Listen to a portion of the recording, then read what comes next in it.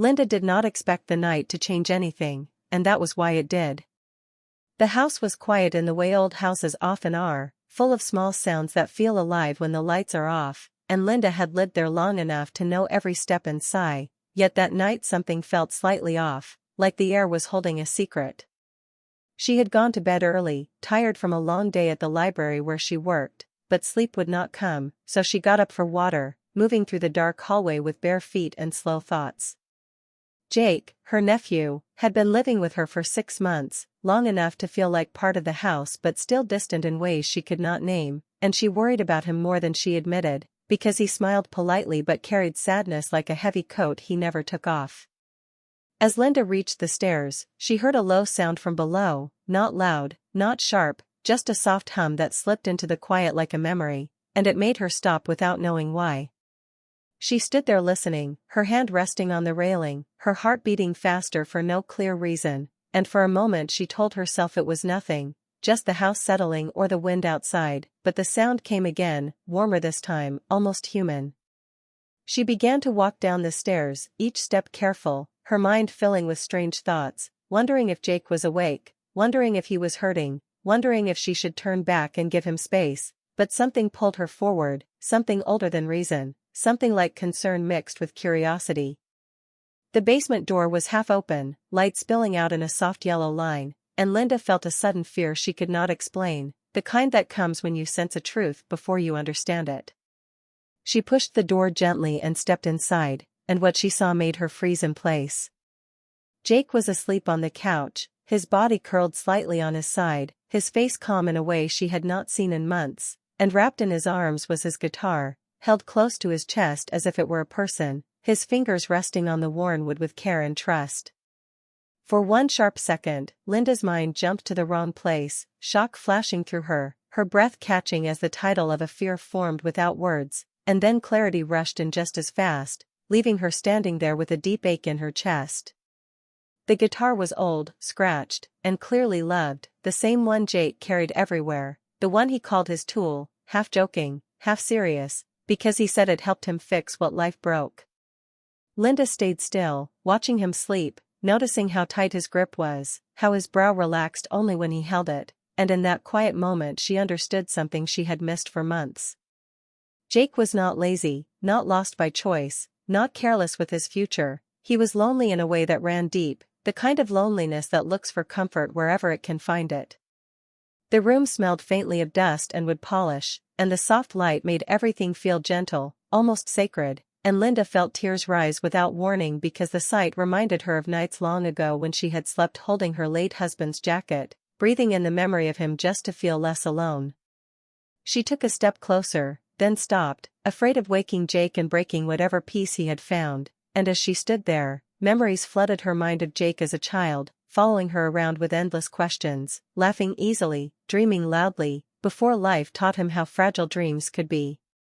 The guitar shifted slightly as he breathed, and Linda saw how worn the strings were, how often his hands must have touched them, and she realized that music was not just a hobby for him, it was his shelter, his way of surviving nights when his thoughts were too heavy to carry alone.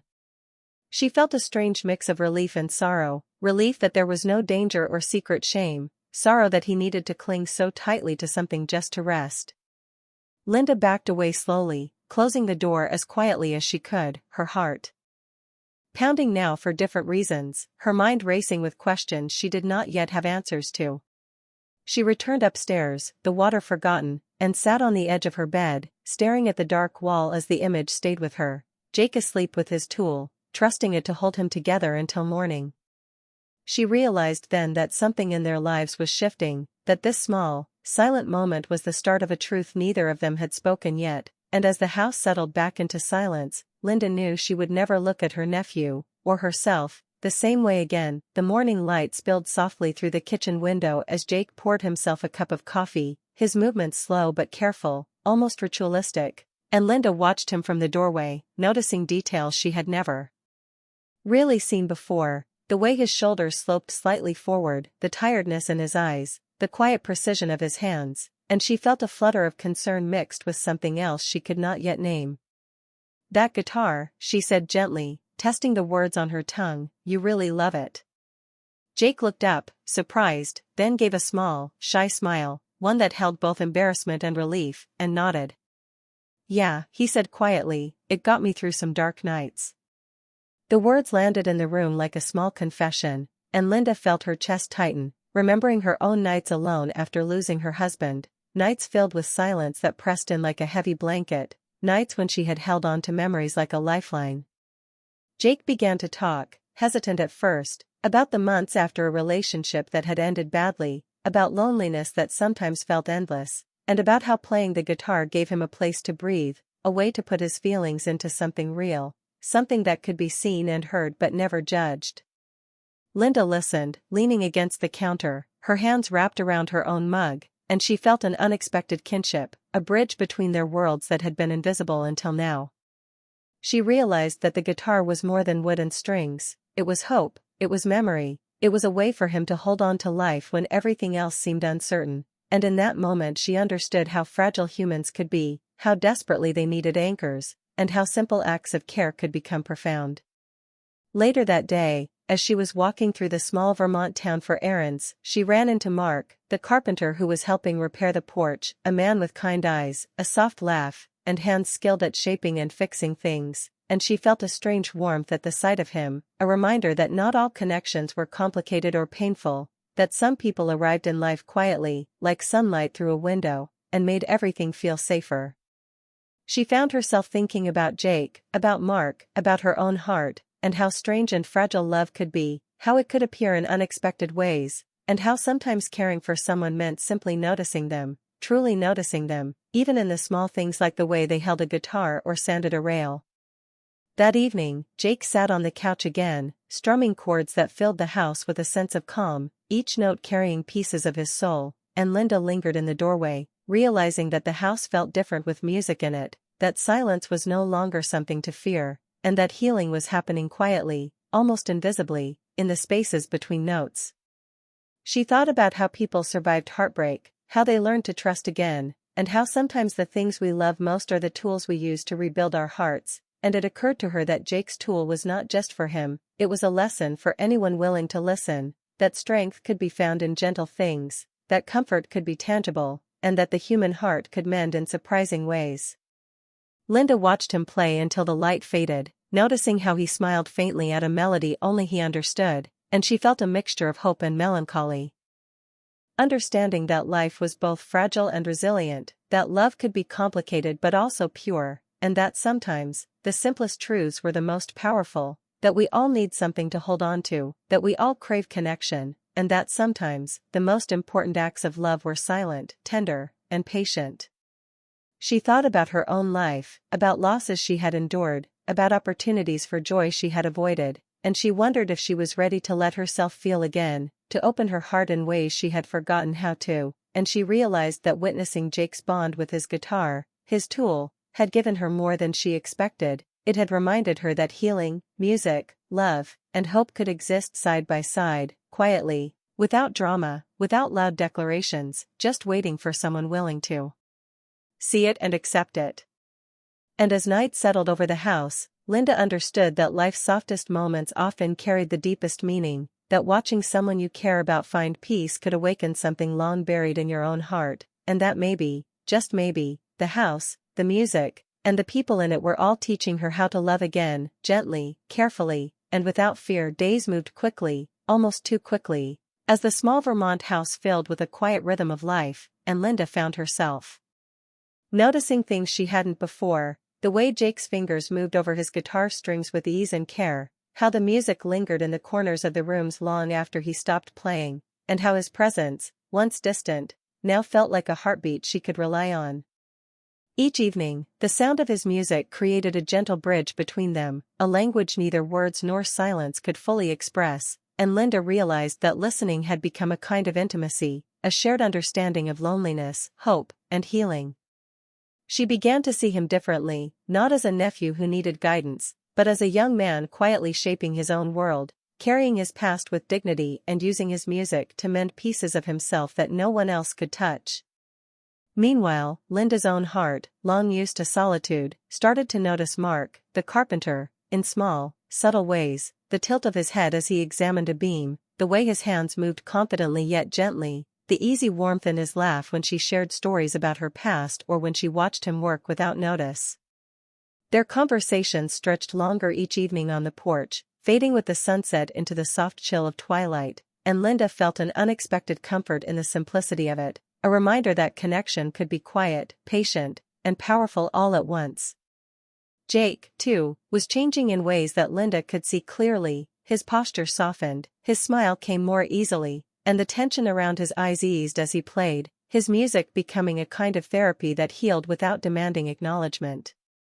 One night, the guitar stopped abruptly, the sudden silence cutting through the house like a gentle shock, and Linda found Jake sitting still, his hands resting on his knees, eyes distant but calm, and she understood immediately that he had reached a turning point, a moment where he could finally face some of the shadows he had carried alone. "I think I'm ready to let go of some things," he said quietly, not looking at her but speaking as if the words were meant to lift the weight off his own chest. Linda nodded without needing to ask questions, sensing the honesty and bravery behind his confession, and she felt a swell of pride mixed with a deep empathy that connected them beyond explanation. Life in the house took on a new texture after that night. Mornings were lighter, conversations less hesitant, and the music carried a sense of promise instead of mere escape. Linda found herself laughing more, noticing small joys, and even Mark seemed to draw closer in those moments, their shared smiles and gentle touches on the porch rail speaking a language of hope and tentative affection. The air itself seemed to shift, less heavy, more open, as though the house itself had begun to breathe freely, allowing its occupants to let go of fear and embrace small moments of happiness. Jake's music became bolder, more expressive, each chord a declaration of survival and growth, and Linda watched with a mixture of awe and tenderness, recognizing the courage it took to express oneself after heartbreak. As she observed him, she reflected on her own life, the losses she had endured, the long nights of emptiness, and the gradual understanding that healing could happen quietly, patiently, and in unexpected forms, like the gentle strumming of a guitar in a dimly lit room. That sense of quiet transformation carried into her evenings with Mark as well. Their talks stretched into long silences that felt comfortable, their hands brushed occasionally while passing tools or holding cups of coffee, and Linda began to feel a subtle thrill of anticipation, the kind that comes when two people cautiously allow themselves to care for each other without rushing, without forcing, simply trusting the moment.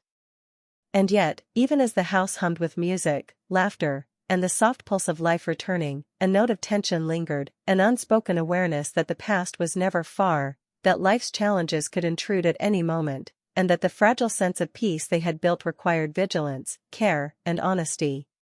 One evening, as the sun dipped low and the sky blazed with orange and pink, Linda saw Jake writing in his notebook, a song forming in real time, his expression serene yet focused, and she felt a surge of understanding. He was reclaiming his story, one chord at a time, one word at a time, shaping the future he wanted while leaving behind what no longer served him. The sight moved her, making her realize that love, care, and support could be given in the smallest ways, through presence, patience, and attention, and that watching someone grow was one of life's quietest but most profound forms of intimacy. And just as she allowed herself to sink into that feeling of hope and renewal, the day ended with a letter arriving at the door, the envelope crisp and unfamiliar, its presence immediately commanding attention, and Linda's heart sank slightly, knowing instinctively that its contents might challenge the fragile balance they had all begun to cultivate. Yet even with that shadow, she understood that life's beauty often existed alongside its uncertainties, that courage and love were not about perfection but persistence, and that the music, the connection with Mark, and the trust Jake had placed in his tool were all reminders that hearts could heal, adapt, and open again, even when the future seemed unpredictable. The day closed with them together, quietly navigating the shift, the soft music from Jake's guitar lingering in the background, the warmth of the porch beneath Linda's hands as she sat beside Mark, and the unspoken promise that, whatever the letter brought, they would face it with the same patience, care, and gentle understanding that had carried them this far. That night, as stars appeared over the Vermont sky, Linda realized fully that healing was not a single moment but a series of small acts, listening, understanding, connecting, and trusting, and that in the stillness of their home, in the hum of a guitar, in the comfort of shared silences, love and hope were quietly taking root, ready to grow stronger with each passing day. The letter arrived on a rainy afternoon, the envelope heavy and crisp in Linda's hands, and the moment she saw it, a chill ran through her, a mix of anticipation, fear, and curiosity that made her fingers tighten around the paper. She sat at the kitchen table, the soft patter of rain against the window filling the silence, and hesitated before opening it, knowing that whatever lay inside could stir old memories she had carefully locked away. It was from someone in her past, a reminder of choices she had made and moments she had tried to forget, a connection to a time of heartache and longing that she thought she had moved beyond. And the words inside immediately tugged at emotions she had thought dormant. For hours, she read and reread the letter, each line bringing waves of nostalgia, regret, and bittersweet memories, and she realized that despite the healing she had found in her home with Jake and Mark, some pieces of the past could still arrive unexpectedly, demanding attention and reflection. She felt the weight of it pressing on her chest, but instead of sinking into despair, she stood, folded the letter carefully, and stepped outside, needing the fresh air and the steady rhythm of the rain to ground her. Mark was on the porch, quietly sanding the rail, his focus unbroken yet calm, and when he looked up and saw her, he gave a gentle smile that immediately reminded her of the steadiness she had begun to trust, the way he made her feel seen without pressure or expectation. Linda took a deep breath and told him everything, the history, the emotions, the fears that came rushing back with the letter, and Mark listened without interrupting, without judgment, simply offering his presence as a silent anchor, proving that sometimes the strongest support is quiet and unwavering.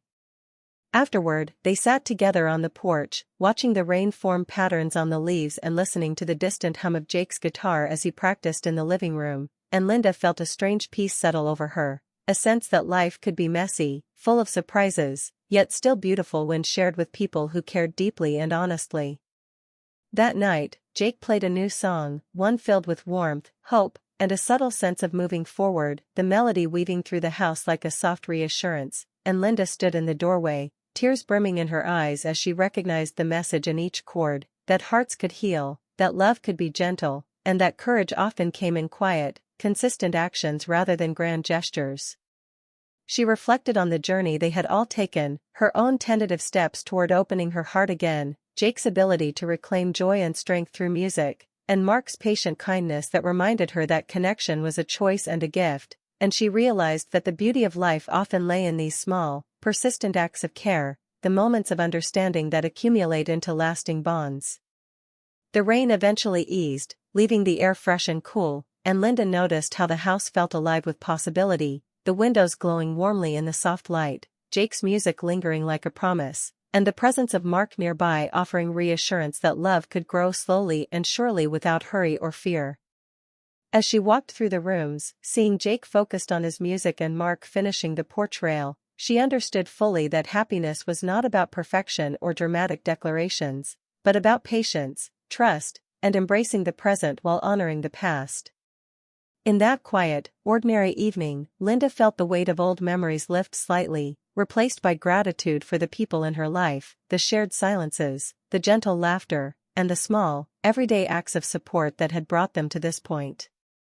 She thought about the letter again and realized that while it could stir reflection and even longing, it did not have the power to undo the healing that had taken root in her home, in her heart, or in the hearts of those around her. Instead, it became another layer of understanding, a reminder that life was complex but also resilient, capable of holding both pain and beauty at once.